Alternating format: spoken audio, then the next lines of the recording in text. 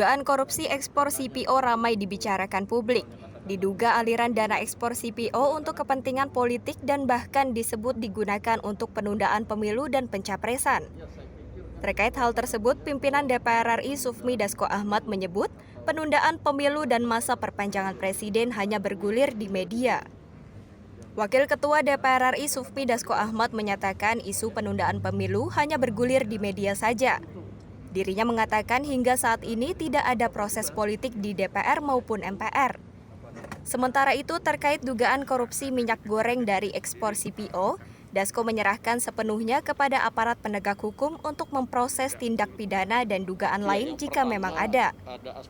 Ya, saya pikir kan itu dinamika di media ya, bahwa kemudian saya sudah berulang kali juga sampaikan bahwa penundaan pemilu atau penambahan jabatan presiden itu kan baru bergulir di media saja.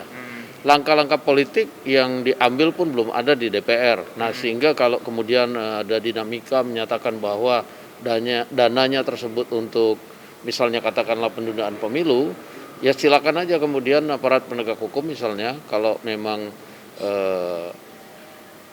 dapat dibuktikan diambil langkah-langkah lebih lanjut. Tapi yang pasti selama ini yang namanya penundaan pemilu, wacana perpanjangan itu baru hanya di media. Baru juga usul-usul sementara proses politik di DPR maupun MPR tidak atau belum pernah terjadi. Demikian. Ya, saya pikir aparat penegak hukum fokus saja di kasus korupsinya. Nah, kalau toh itu memang ada hal seperti itu kan nanti pas pembuktian akan keluar sendiri. Demikian. Dari Jakarta, Jihan Nabila, Halida Galuh melaporkan untuk Sinpo TV.